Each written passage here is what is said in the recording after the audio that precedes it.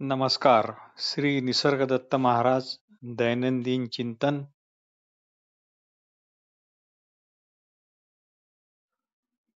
भाग 123 आणि भाग 124. श्री निसर्गदत्त महाराज म्हणतात, सदैव चिंताग्रस्त असणे हे एखाद्या विषारी सर्पिणीच्या सहवासात राहण्यासारखे आहे. ती कधी दंश करेल याची सतत काळजी करून सतत भीतीच्या दडपणाखाली राहावे लागते. पण साधू संतांना अशी काहीच चिंता नसते, असे काहीच भय नसते. कारण काळजी, चिंता वगैरे करणे म्हणजे भविष्य काळात जगणे होय. व साधू संत तर सदैव चालू वर्तमान काळातच जगत असतात.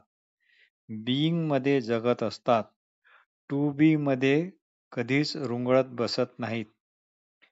ING म्हणजे प्रेझेंट कंटिन्युअस टेन्स हे आपल्याला सर्वांना माहीतच आहे.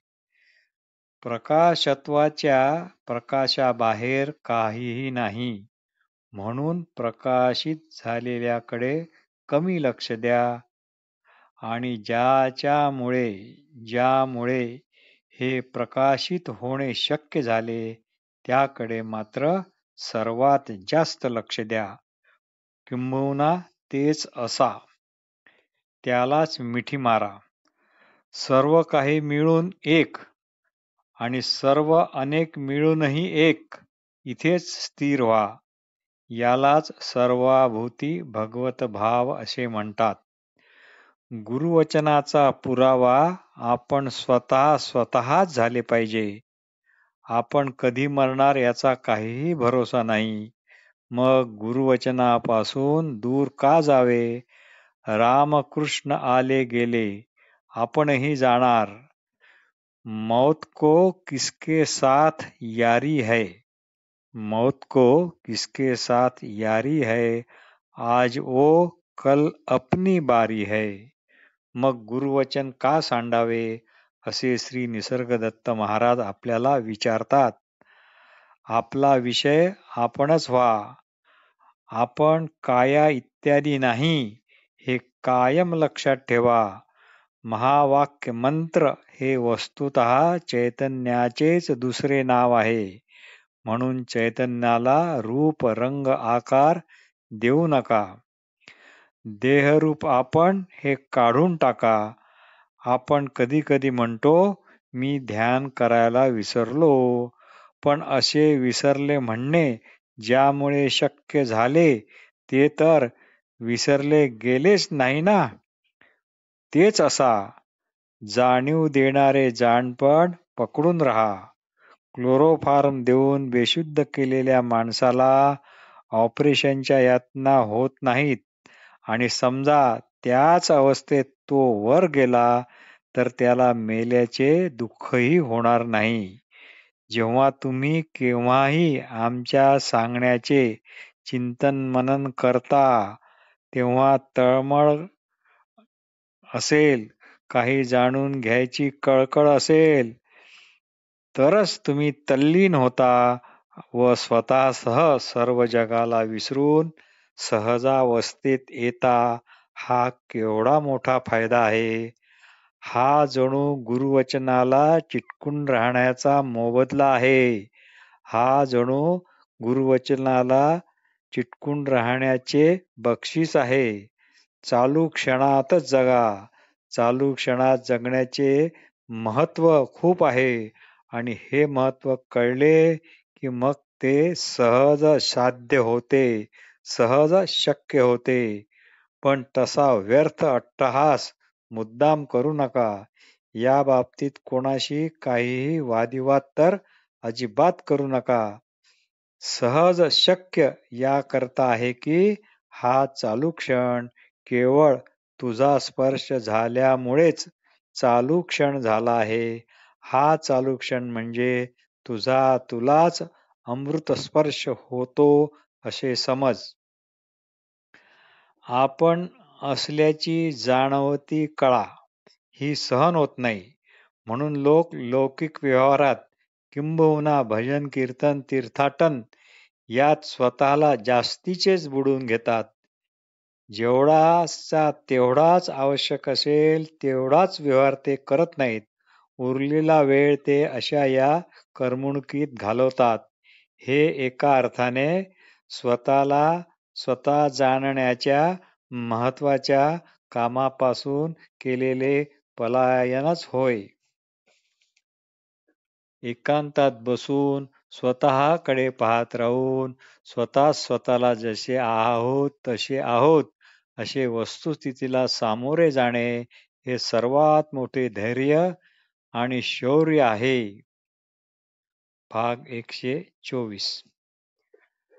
आज जी माणसे आहेत त्यांच्यापेक्षा मेलेल्या माणसांची संख्या केवढी तरी मोठी आहे. त्या सर्व प्रेतांचे कोट्यावधी टनांचे ओझे, कोट्यावधी टनांचे वजन आता कुठे गेले? याचे उत्तर एकच, ती जन्मण्यापूर्वी जशी होती तशीच आहेत. धर्म म्हणजे आपण आपल्या अगोदरच्या असणेपणाच्या धारणेने राहणे. धर्म म्हणजे आपण आपल्या अगोदरच्या असणेपणाच्या धारणेने राहणे. हाच धर्म. हा धर्म ज्याने पाळला तो चालू वर्तमान काळातच राहतो. कारण असणेपणा कोणतीही कल्पना न करता फक्त वर्तमान काळातच जसाच्या तसा असतो. त्यामुळे त्याच्यावर मन, बुद्धी इत्यादीचे ओझे नसते. कारण मन स्मृतीवर, बुद्धिगत अनुभवाच्या निर्णयावर कार्यान्वित होत असते. म्हणून श्री निसर्गदत्त महाराज म्हणतात, हा धर्म ज्याने पाळला तो सर्व स्मृती, कल्पना, प्रतिमा, प्रतीके, माझेच खरे अशा सर्व गोष्टीपासून आपोआप बाजूला राहतो. ज्याच्याने व्यवहार जाणणे शक्य होते ते आपण अगोदरचे असणेपणाच्या रूपात असण्याशिवाय शक्यच नाही. त्यामुळे आपण व्यवहारात असूनही व्यवहाराचा डाग आपल्याला लागत नाही असे जाणून शांत, दक्ष, स्थिर असे व्हा. किंबहुना असा या अर्थाने परमार्थ अति कठीण तसाच तो मग अति सुलभ सुद्धा आहे. पण गुरुवचनाला वापरायला घेतले तरच. ज्याच्या योगे तुम्हाला वस्तू दिसतात म्हणजे कळतात, ते कळणे ज्यामुळे शक्य होते ते काय आहे? ते आहे तुमचे स्वयंप्रकाशी प्रकाशत्व. पण इतके असूनही मी अमका तमका असे जे परप्रकाशित आहे त्याला आपले मानले व ज्यामुळे हे असे आपले मानणे शक्य झाले अशा त्या स्वयंप्रकाशी प्रकाशाकडे लक्ष दिले गेले नाही, म्हणजेच त्याला परके मानले. सद्गुरूची कृपा झाली की मग आपण जगातील कुठल्याही संज्ञेला कधीच स्पर्श पण करत नाही. मी साधू, मी महात्मा, मी योगी, मी सद्गुरू, मी पीठासीन, मी उत्तराधिकारी, मी लिखित स्वरूपात असलेला ज्ञानी किंवा स्त्री पुरुष, वर्ण, जात, गोत्र, देश, झेंडा अशा संज्ञा स्वतःला चिटकून अजिबात घेत नाही. जगात अनेक संप्रदाय आहेत. ज्याला जे पटले ते त्यांनी लोकाला पटवून दिले आणि लोकांनी स्वतःचे डोके चालवून म्हणजे काही शंका उपस्थित केल्या नाहीत. म्हणून किंबहुना उलट त्यांना ते फारच छान आवडले म्हणून संप्रदाय वाढले आणि वाढवल्या गेले. कारण ज्याला जी कल्पना आवडली त्याने तेच ब्रह्म आणि तीच ब्रह्मप्राप्ती, मग तीच ब्रह्मप्राप्ती दुसऱ्यावर लादायची. म्हणून कल्पनातीत निरंजन जे आहे ते स्वतःच्या विवेकाने ओळखा.